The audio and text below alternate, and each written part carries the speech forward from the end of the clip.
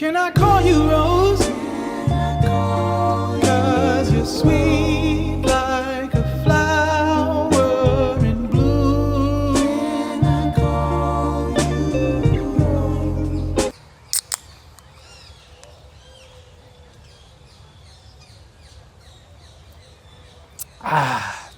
Ja, Haseltom ist wieder unterwegs, meine Freunde. Wir sind dem stressigen Alltag entflohen und sind mal wieder in Spanien. Genauer gesagt in Sevilla. Heute in der Früh haben wir schon zwei kleine Kinder gesehen, die voll hergeflogen sind. Einmal mit einem Scooter und das zweite mit einem Radl, oder? Also wenn sich immer Leute stolpern, also können wir eine Sequenz machen. Und die Leute wissen nicht, wie man mit dem Boot fährt. Schauen wir uns einmal die Leute an, die Boote fahren. Weil die versuchen es zumindest. Die machen da, die Männer, die sind da beim Raften in Mölltal. Schau, da oben ist schon wieder ein Exempel. Ja, voller Macho, oder? Geil, Tag war wieder. Geil, wie man es nicht macht. Ja, hier ist ja mal ein Unfall, glaube ich. Aber par excellence Beispiel für, wie man es nicht machen soll. Taugt mir. Geil. Da ist das überrissene Fest. Freut euch auf ein neues Video von Haseltom. Ich trinke das Bier jetzt fertig, genieße die Sonne, 35 Grad und es wird noch heißer. Eine Kategorie ist noch vergessen. Frech, oder? Frech, einfach der Haseltom wieder durchfahren.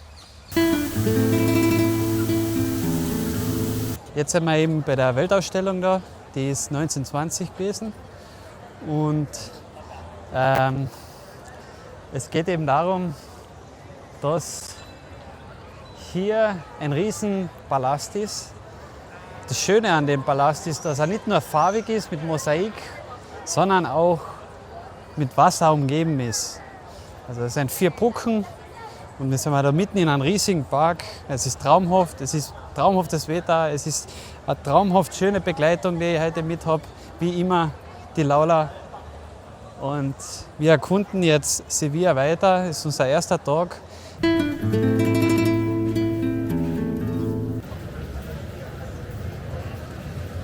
So, jetzt sind wir voll. Wir haben einen Platz gekriegt im oberen Stock, da haben wir unsere Ruhe gehabt, das war richtig fein.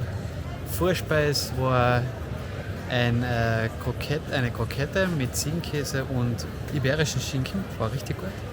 Dann habe ich 2 Tinto de Verano getrunken, die waren 10 von 10, muss ich ehrlich einmal sagen. Also der Urlaub wäre kein Urlaub in Spanien, wenn es kein Tinto de Verano geben würde. Und Hauptspeise war noch eine Paella, die war richtig gut. Für 2 Personen, insgesamt der Preis hat auch gepasst, was 77 €. Und jetzt müssen wir mal, glaube ich, Knopfwetzeln und ein Schläfchen machen im Hotel. Es ist ziemlich verwinkelt, Sevilla. Also sehr viele Gaseln, wo man durch muss. Und es sind aber schöne Gaseln, keine abgefuckten Gaseln. Lohnt sich ein Wochenendausflug nach Sevilla? Es ist ja so, dass heute Pfingsten ist, oder jetzt gerade das Wochenende. Und deswegen haben wir uns gedacht, dass wir nach Sevilla fliegen. Es war, glaube ich, das günstigste Angebot war Sevilla. Deswegen haben wir uns gedacht, ja, machen wir. Und wir machen jetzt die Recherche, ob es sich auszahlt, die 4 Tage in Sevilla, ob sich das rentiert, dass man da 4 Tage verbringt. Und ich denke, das wird sich gut ausgehen.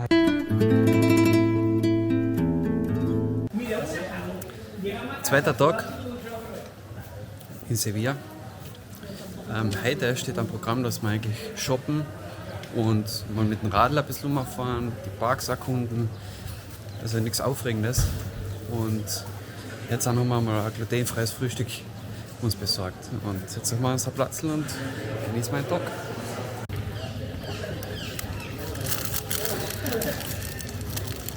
Egg-Sandwich oder was? Egg-Drop, oder? Was denn halt? Sehr gut. Von 5 Sternen. Es ist sehr mächtig. Ich würde sagen, so 4. Hallo, wir melden uns vom höchsten Punkt in Sevilla, den Torre de Sevilla. Jetzt habe ich mir um 12 Uhr am Vormittag schon das erste Bier gegönnt, ein Estral. Und ich muss sagen, das schmeckt wie ein Pferdearsch. Ist nicht so gut. Aber man trinkt es trotzdem. Und jetzt schauen wir mal raus. Also wir schauen hier wirklich auf das Zentrum in Sevilla. Ja, und man hat hier alle Sehenswürdigkeiten von oben. Und jetzt tun wir ein bisschen Auto schauen und ein bisschen Paddleboard schauen und beobachten, die da unten im Fluss seine Natur machen. Es ist wieder ein herrliches Wetter. Wir haben heute eigentlich nicht so viel vor, mit dem ein bisschen entspannen, shoppen, die Gasteln ein bisschen erkunden und gut essen. Ja, war ja ein bisschen grantig. Man kann da Radl ausleihen mit Lime, also mit der App, so wie die Elektroscooter. Und mein Radl hat irgendwie nicht funktioniert. Naja, zuerst war es der Laura Radl und die habe ich nicht geglaubt, wo es reingedreht hat, dass das nicht Elektro ist. Und dann habe ich es genommen in meinen Krant und gesagt, ja, schau, so macht man das. Und das ist auch nicht bei mir gegangen. Also dafür entschuldige ich mich. Und jetzt fahren wir dann auch mit dem Radl entlang des Flusses runter, wieder zum Playa, nein, nicht Playa, Playa ist der Strand, Plaza del España. Also da, wo wir die ersten Stunden verbracht haben, das ist da, wo die Weltausstellung war. Und da ist ein Riesenpark und der hat uns so gefallen, dass wir da noch einmal rumfahren. Und wie gesagt, heute ist Chili Vanille, morgen sind viele Touren geplant und dann am Dienstag geht es schon wieder zurück. Ciao, ciao.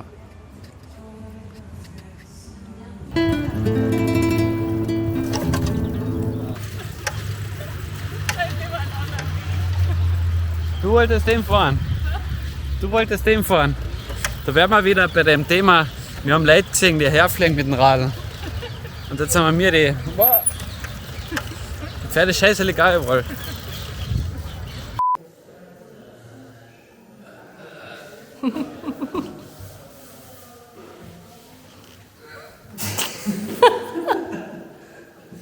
Weil ich glaube, das zweite ist größer und Okay, es passt. okay.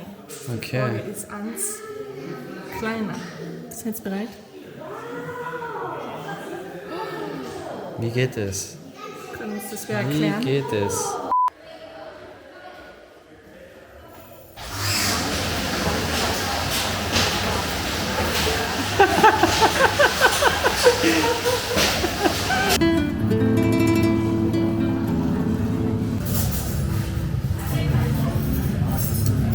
Eigentlich, komm mal her. Komm mal her, eigentlich. Jetzt haben wir eine Tapas-Bar. Ich weiß jetzt nicht, wie sie heißt. Aber sie ist super. Wir haben einige Tapas gegessen. Da gerade Kartoffeln mit ein bisschen einer scharfen Sauce. Und natürlich darf ich empfehlen, Tinto de Verano. Das ist bis jetzt der beste, den ich gekostet habe. Und uns geht's gut. Wir genießen Spanien.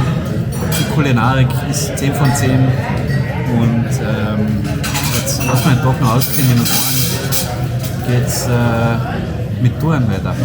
Also, gute Nacht. So. Was hast du, Laura? Einmal Malaga und einmal Schokolade. Und ich habe ganz einfallsreich Vanille und Erdbeer. Weil das kriegt man sonst nirgends, das kriegt man nur da. Waren nur 30 Sorten zur Auswahl, Ja. jeglicher Art. Jetzt noch ein kleines Dessert. Dann geht's ab in die Hapfen.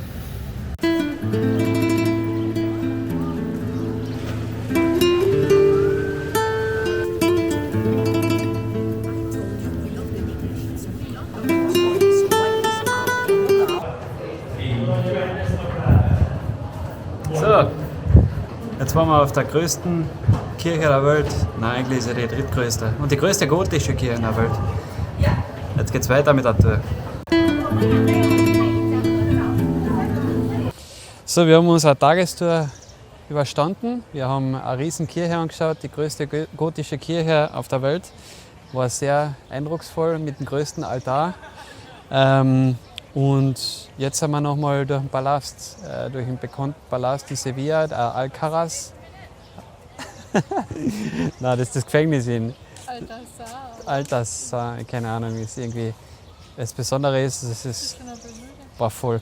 Das Besondere ist, dass das von Muslimen und Christen geführt worden ist, deswegen heißt es so. Ich werde es noch einsprechen, wie das richtig heißt.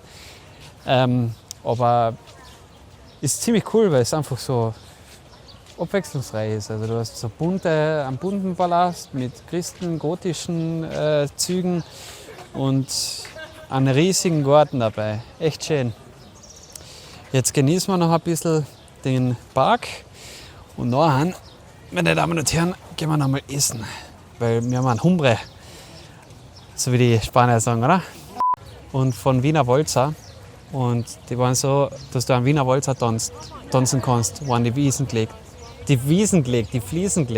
Gut, schauen wir, dass wir jetzt was zum Essen kriegen.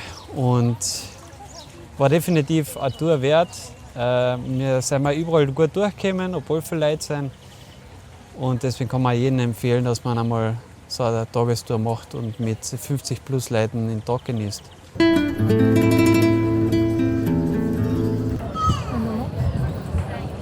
Also wir genießen gerade den letzten Abend auf dem Mushroom. Wir schauen den Sonnenuntergang an und vielleicht kommen nachher noch in der Dunkelheit die Lichter. Unser Fazit von Sevilla ist positiv. Ich hoffe, man hört mich. Positiv, man kann übers Wochenende, verlängerte Wochenende schon mal nach Sevilla fliegen. Man sieht noch die ganze Stadt.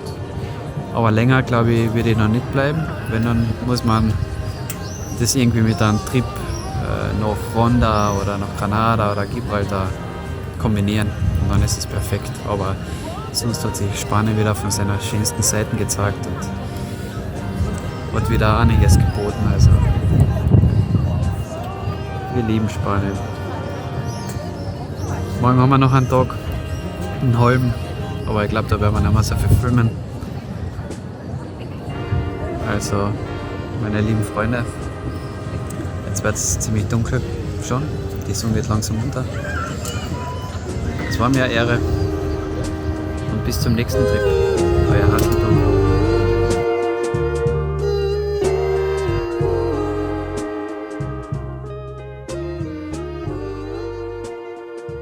Wir haben jetzt ein Problem gehabt, ein Labyrinth zu finden oder das Labyrinth in Eingang zu finden. Was ist das denn eigentlich? Können wir da ein Wort erfinden? Gehen wir rein. Dann schauen wir mal, ob wir wieder rauskommen. So we already walked through the whole thing. It was very quick. We know the way in and out. So just follow. Ha! Gedacht, das Labyrinth, dass ich rechts gehe, gell? Aber ich gehe geradeaus. Der Trotteln ist. Trimagischer Kelch, oder wie heißt es für Harry Potter? Da ist der Viktor Krumm ist verhext gewesen.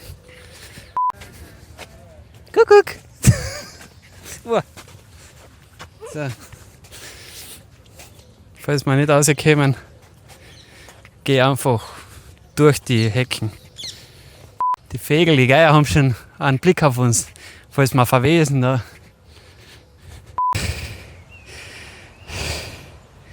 Nach 3 Stunden haben wir den Mittelpunkt des Labyrinths erreicht. Wir haben ein kleines Kind gefunden, das haben wir wieder den Eltern zurückgegeben. Wir haben neue Pflanzen entdeckt, wir haben neue Tiere erforscht. Wenn wir uns zu unserer Rechten bewegen, sehen wir den Ausgang des Labyrinths.